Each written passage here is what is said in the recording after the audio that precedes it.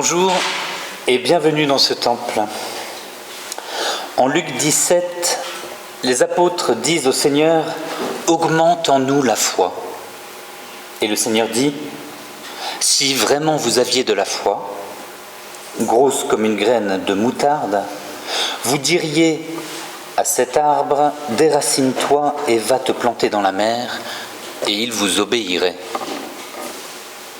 Une graine de moutarde, à l'époque, était considérée comme la plus petite de toutes les semences. Mais on dit aussi qu'une fois semée, elle produit la plus grande des plantes du jardin. Elle est même comparée à un arbre dans lequel les oiseaux du ciel font leur nid. Pour la foi, la lettre de Paul aux Romains dit qu'elle vient d'une parole entendue. C'est fragile, une parole. Elle disparaît dès qu'elle est prononcée. Mais en même temps, une parole peut bouleverser notre vie. Quand cette parole est une parole d'amour et d'espérance, elle attise la foi. Cette parole peut nous apprendre à développer nos branches pour accueillir les oiseaux du ciel. Ce matin, notre foi n'est sans doute pas plus grande qu'une toute petite graine, mais à cause de cette parole que nous entendons, nous croyons que les arbres qui se dressent devant nous peuvent être déracinés pour mieux accueillir les personnes, les oiseaux. Aussi, pour nous permettre de bien recevoir cette parole dans nos cœurs, la grâce et la paix nous sont données gratuitement de la part de Dieu.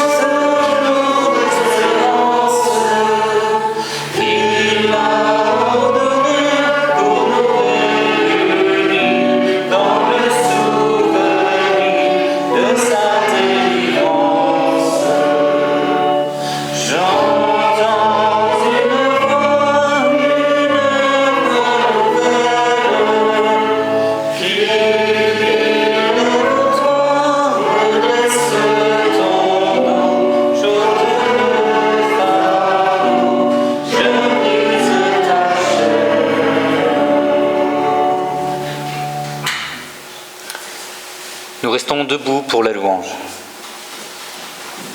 À tes amis, Jésus, tu as dit « Je suis la vigne, vous êtes les sarments.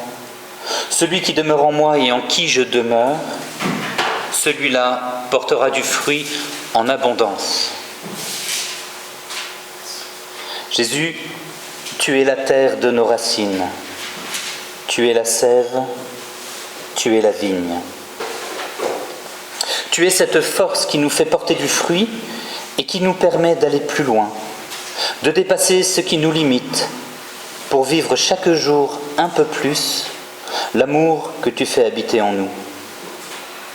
Sois loué, Seigneur, pour la vie que tu nous donnes. Amen. Chantons le 44, 14. Ô, prends mon âme.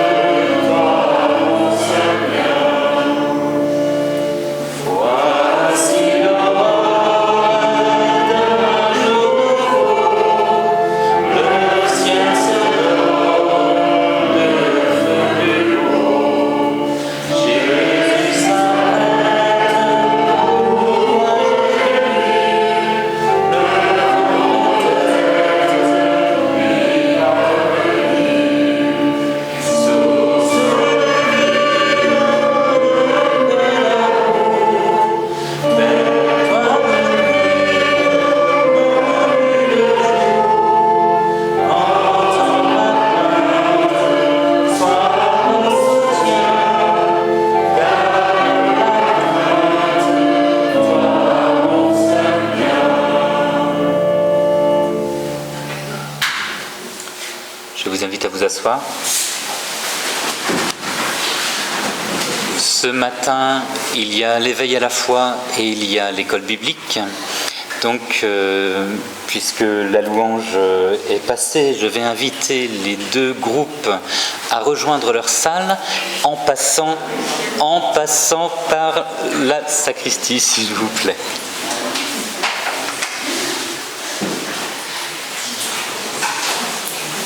C'est un peu contraignant, mais c'est les règles du jeu. Bonne matinée.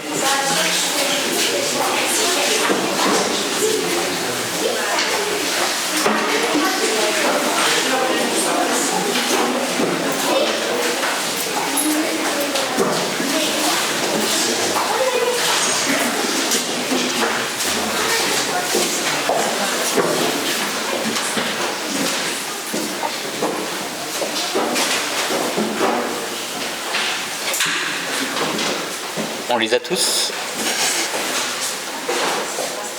Ok.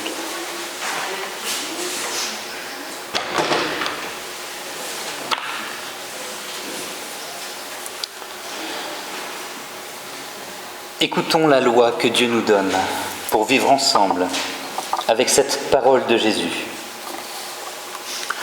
Tout ce que vous voulez que les hommes fassent pour vous, faites-le vous-même pour eux. C'est la loi et les prophètes.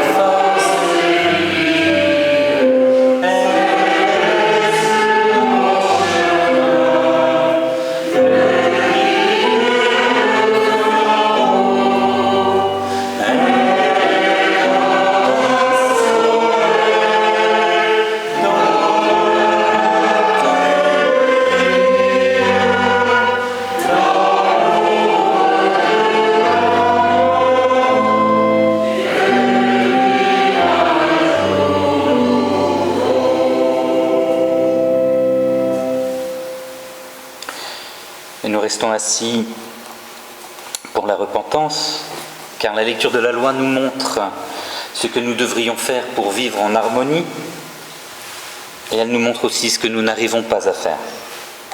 Nous prions. Notre Dieu, nous voulons nous repentir. Il ne s'agit pas de lister toutes les choses que nous aurions mal faites, mais il s'agit simplement de reconnaître avec simplicité, humilité et réalisme que nous ne parvenons pas à la profondeur de ton amour. Reconnaître que nous ne savons pas faire pour les autres ce que nous voudrions qu'ils nous fassent.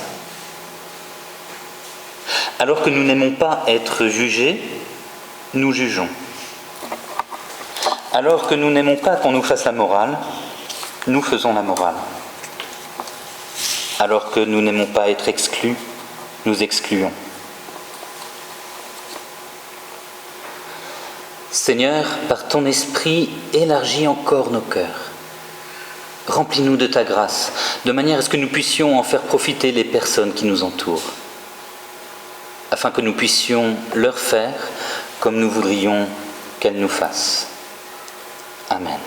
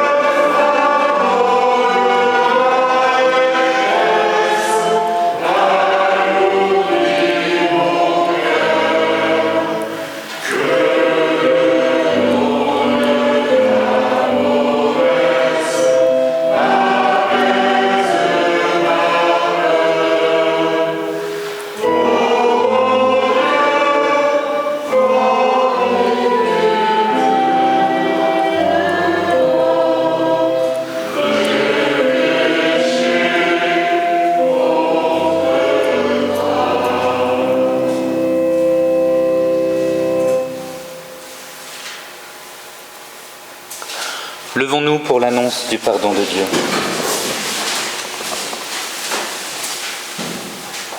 Un commentaire juif raconte que quand les Égyptiens se sont noyés dans la mer Rouge, les anges se sont réjouis de la délivrance des enfants d'Israël.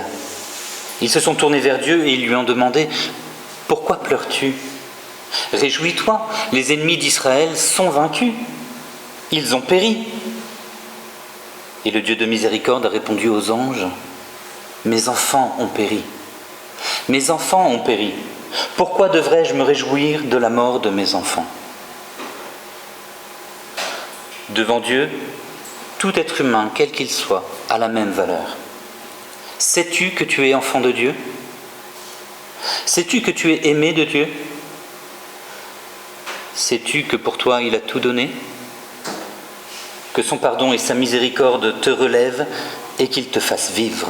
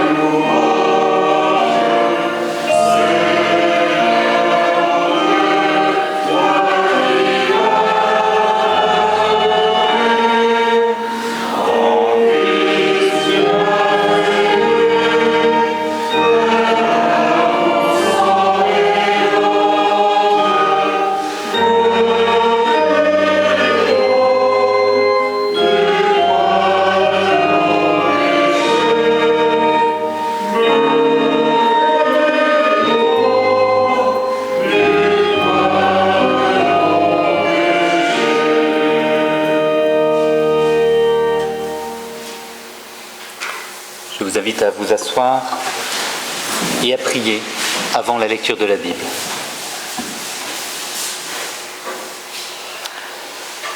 Ô notre Dieu, merci pour cette vie que tu nous donnes, pour le pain que nous pouvons manger, pour ces frères et sœurs que nous avons, pour nous aimer et pour que nous les aimions. Merci pour ton esprit qui nous permet de trouver une parole de toi dans nos Écritures. Une parole qui nous apprend combien nous sommes importants à tes yeux. Une parole qui fait de nous tes enfants. Amen.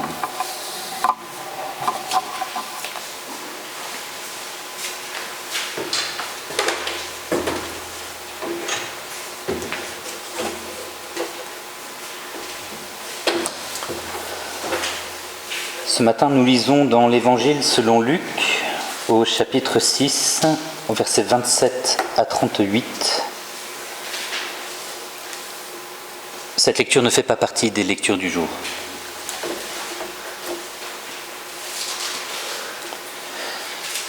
Je vous le dis à vous qui m'écoutez, aimez vos ennemis, faites du bien à ceux qui vous haïssent, bénissez ceux qui vous maudissent et priez pour ceux qui vous maltraitent. Si quelqu'un te frappe sur une joue, présente-lui aussi l'autre. Si quelqu'un te prend ton manteau, ne lui refuse pas non plus ta chemise. Donne à quiconque te demande quelque chose. Et si quelqu'un te prend ce qui t'appartient, ne le réclame pas. Faites pour les autres exactement ce que vous voulez qu'ils fassent pour vous. Si vous aimez seulement ceux qui vous aiment, pourquoi vous attendre à une reconnaissance particulière ? Même les pécheurs aiment ceux qui les aiment. Si vous faites du bien seulement à ceux qui vous ont fait du bien, pourquoi vous attendre à une reconnaissance particulière ? Des pécheurs aussi prêtent à des pécheurs pour qu'ils leur rendent la même somme. Au contraire, aimez vos ennemis, faites-leur du bien et prêtez sans rien espérer recevoir en retour. Vous obtiendrez une grande récompense et vous serez les enfants du Dieu très haut, car lui, il est bon pour les ingrats et pour les méchants. Soyez pleins de bonté comme votre Père est plein de bonté. Ne portez pas de jugement et Dieu ne vous jugera pas non plus. Ne condamnez pas et Dieu ne vous condamnera pas. Pardonnez et Dieu vous pardonnera. Donnez et Dieu vous donnera. On versera dans la grande poche de votre vêtement une bonne mesure, bien serrée, secouée et débordante. La mesure que vous employez pour mesurer sera aussi utilisée pour vous. Seigneur, ta parole est la vérité. Éclaire-nous par ta vérité.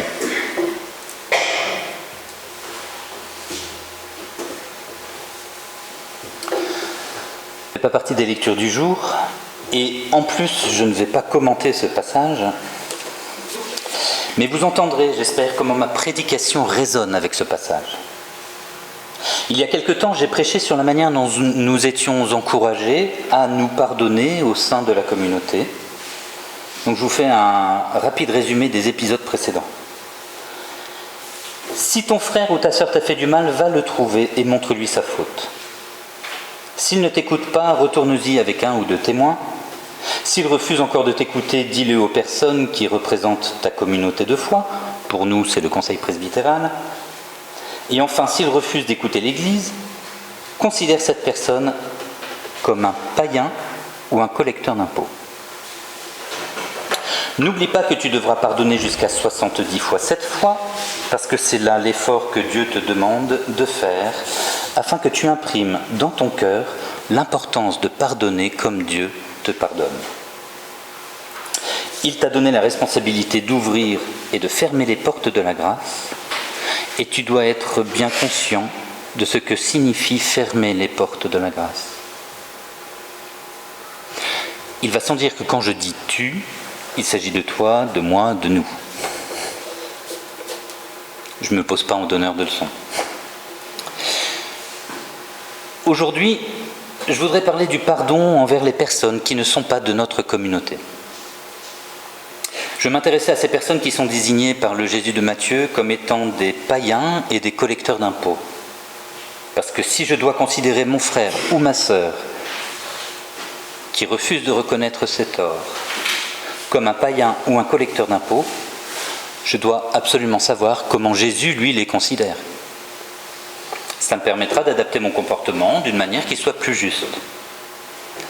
Je vous invite donc à me suivre dans mes réflexions. D'abord, je me demande ce que c'est qu'un païen. C'est vrai, le mot païen aujourd'hui est compliqué à comprendre, puisqu'on a traité de païen quiconque n'était pas chrétien ou pas assez chrétien. Voici donc une page culturelle. Païen vient du latin paganus, qui signifie villageois, habitant du village. En fait, ce terme était utilisé pour exprimer la supériorité des gens de la cité. Et moi, ça m'étonnerait que Jésus nous ait invités à mépriser quiconque. Et aux surprises, je vois que le terme grec n'a rien à voir avec l'opposition ville-campagne. Le mot utilisé en grec, pardonnez-moi ce langage barbare pour nous, c'est ethnikos. Et on entend le mot ethnique. Et ce terme désigne chez les Juifs de l'Antiquité les gens des autres nations, c'est-à-dire les non-juifs, ceux qu'on appelle dans certaines traductions les gentils. Donc Jésus nous dit, considère-les comme des non-juifs, comme des gens qui ne font pas partie de ton peuple, comme des étrangers. Alors, comment doit-on considérer les étrangers quand on est juif ? C'est dans le Deutéronome au chapitre 10.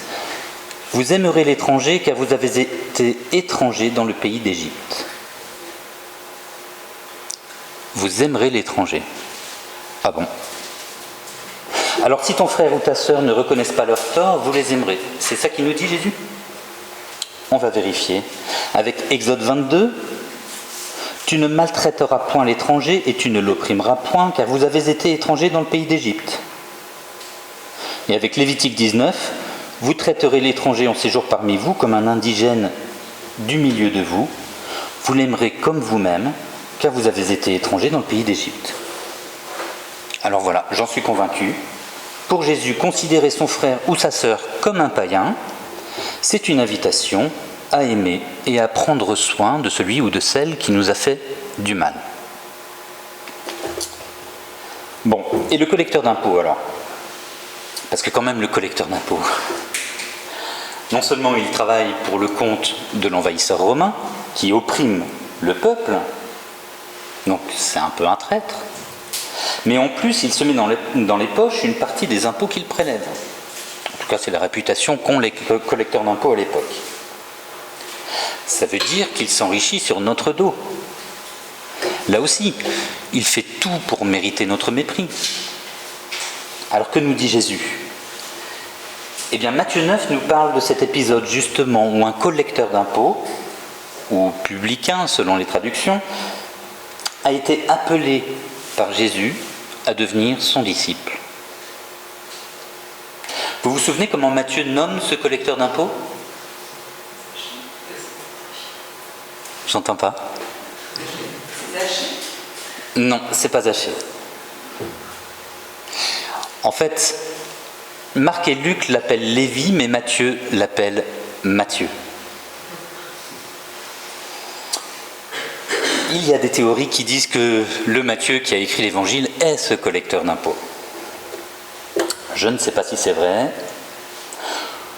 Quoi qu'il en soit, moi j'entends, à tort ou à raison, que Matthieu nous écrit ces gens-là, considérez-les comme des collecteurs d'impôts, c'est-à-dire considérez-les comme moi, soyez gentils avec lui. On n'oubliera pas non plus l'histoire de Zachée, justement, qui, bien qu'étant collecteur d'impôts, a reçu la grâce de Dieu. Et on n'oubliera encore moins que la réputation de Jésus, c'était de manger avec des publicains et des gens de mauvaise vie. Jésus n'avait pas vraiment l'air de rejeter ces gens. L'invitation de Jésus me semble donc vouloir dire « Ces gens qui te font du mal et qui ne reconnaissent pas leur tort, ne les rejette pas. Tu dois les considérer comme s'ils étaient loin de la grâce. Et du coup, tu dois t'approcher d'eux pour qu'ils aient accès à la grâce de Dieu.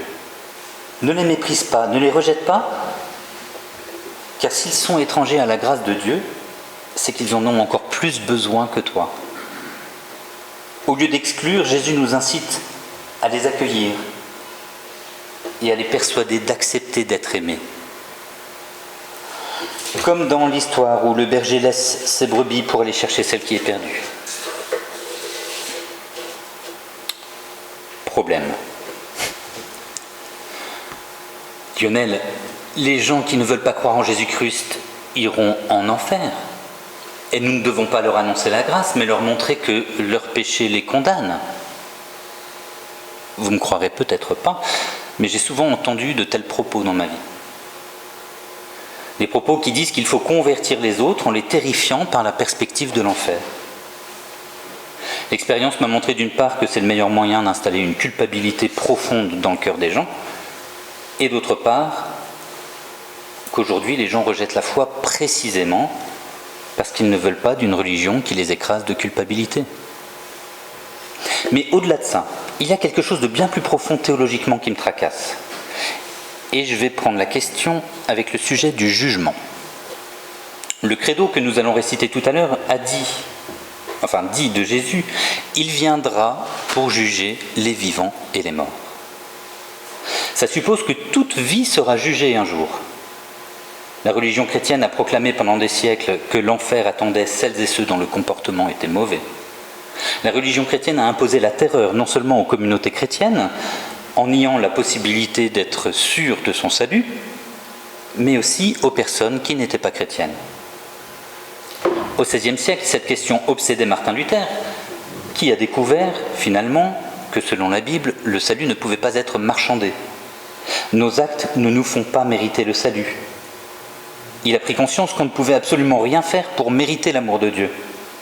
Il a montré que lorsque nous acceptons d'être aimés par Dieu, nous sommes rendus meilleurs. Pas meilleurs que les autres, mais meilleurs que ce que nous étions. La foi, selon Luther, c'est de vivre notre vie en faisant confiance à Dieu au cœur de nos angoisses. Alors aujourd'hui encore, la question du jugement nous préoccupe, même si c'est un peu différent de ce qui préoccupait Luther. D'abord, parce que nous avons besoin de réparation. Les méchantes personnes doivent être jugées pour le mal qu'elles ont fait. Mais qui parmi nous n'a jamais fait de mal? Qui n'en fait plus? Personne. Donc selon cette logique, nous devrions tous et toutes être jugés. Et la Bible dit effectivement que nos œuvres seront jugées. Ensuite, nous avons besoin de justification. Nous voulons faire le bilan moral, notre bilan moral, et nous voulons dépasser nos limites morales. Nous cherchons à justifier nos choix, et ce n'est pas toujours très judicieux. Et ça tombe bien, la Bible dit que c'est Dieu qui nous justifie. Et enfin, nous avons besoin d'expier. Pour pouvoir nous pardonner à nous-mêmes, nous pensons avoir besoin de payer pour avoir le droit de nous lâcher la grappe. Et ça tombe bien, la Bible dit que Dieu a payé le prix. La Bible dit que tout ceci a été accompli par la mort de Jésus-Christ à la croix. Alors lisons ce que dit Paul en 1 Corinthiens 3, en versets 13 à 15. La qualité de l'ouvrage de chacun sera clairement révélée au jour du jugement. En effet, ce jour se manifestera par le feu, et le feu éprouvera l'ouvrage de chacun pour montrer ce qu'il vaut. Si quelqu'un a édifié un ouvrage qui résiste au feu, il recevra une récompense. Par contre, si l'ouvrage est brûlé, son auteur perdra la récompense.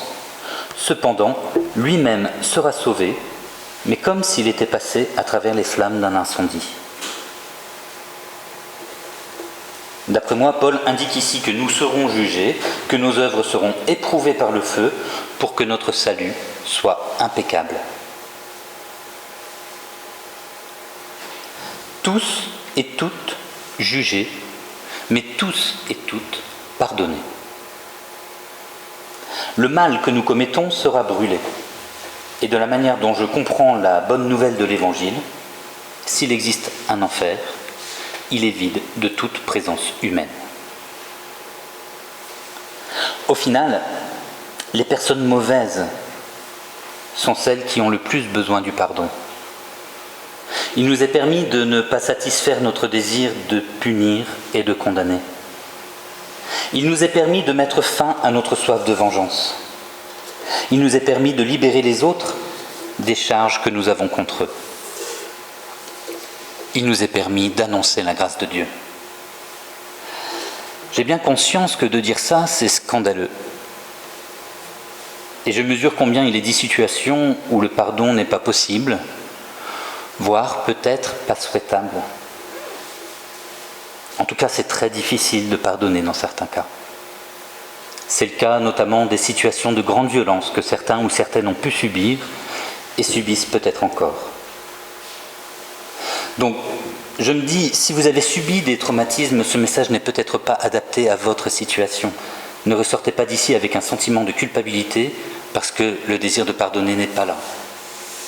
Et d'ailleurs, même si vous n'avez pas subi de traumatisme, ne ressortez pas d'ici avec un sentiment de culpabilité. Mon objet n'est pas de vous dire que ce que vous faites est mal. Tout ce que je veux, c'est nous faire avancer un peu plus loin dans la mise en pratique de ce que Dieu veut pour nous, pour nos relations. Et donc, ma prédication concerne plutôt des cas généraux dans le cadre des relations que nous avons, où nous sommes invités à lâcher, à remettre la dette. Ainsi, parce qu'il est temps de conclure, considérer l'autre comme un païen ou un collecteur d'impôts, c'est simplement le considérer comme un être humain qui a plus que tout besoin de se sentir aimé de Dieu et pardonné par Dieu. Jésus nous invite là à offrir à ces personnes un pardon encore plus radical que celui que nous nous devons mutuellement au sein de notre communauté. Un pardon sans condition préalable de repentance. Il ne s'agit pas pour Jésus d'exclure l'autre qui m'a fait du mal, mais d'élargir l'espace de m'attente pour parvenir à toucher son cœur par l'amour de Dieu. C'est par le pardon que s'exprime la justice de Dieu, pas par la vengeance. Si mon frère ou ma sœur ne reconnaît pas m'avoir fait du mal, Jésus me dit de reconnaître que cette personne a besoin d'un pardon plus grand encore que celui que je peux apporter à un membre de ma famille spirituelle. Parce qu'en effet, les liens qui nous unissent dans la communauté sont tels que ce sont des liens d'obligation mutuelle. La repentance doit précéder le pardon parce que nos liens sont sensibles, il y a beaucoup d'affectifs. La blessure est insupportable. Donc si je considère l'autre comme ne faisant pas partie de cette communauté fraternelle, je ne peux plus rien exiger de lui. Je le libère des obligations qui font les liens affectifs. Et au lieu du rejet, au lieu du mépris, au lieu de la condamnation, je suis invité à ouvrir encore plus grand la porte du pardon. C'est là que je mesure combien j'ai besoin de l'Esprit de Dieu pour m'aider à marcher sur cette route. Amen.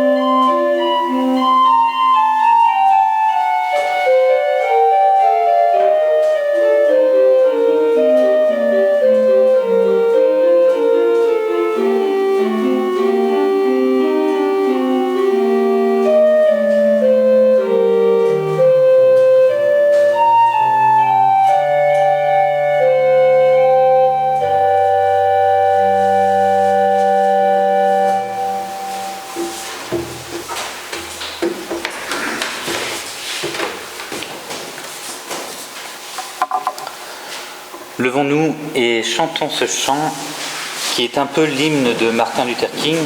C'est le 36-18. Nous marchons vers l'unité.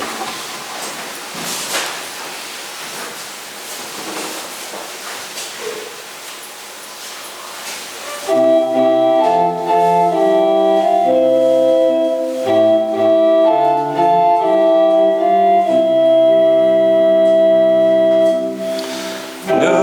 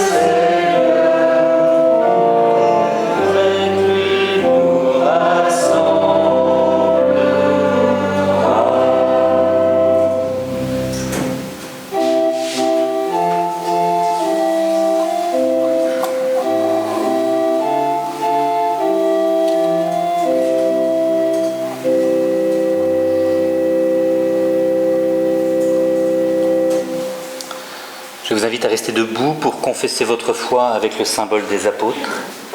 Il nous permet de professer notre foi en communion avec les autres églises chrétiennes. Disons ensemble: je crois en Dieu, le Père Tout-Puissant, Créateur du ciel et de la terre, et en Jésus-Christ, son Fils unique, notre Seigneur, qui a été conçu du Saint-Esprit, est né de la Vierge Marie, a souffert sous Ponce Pilate, a été crucifié, est mort et a été enseveli, est descendu aux enfers, le troisième jour est ressuscité des morts, est monté aux cieux, est assis à la droite de Dieu, Père puissant, d'où il viendra juger les vivants et les morts. Je crois en l'Esprit Saint, la Sainte Église universelle, à la communion des saints, à la rémission des péchés, à la résurrection de la chair, à la vie éternelle. Amen.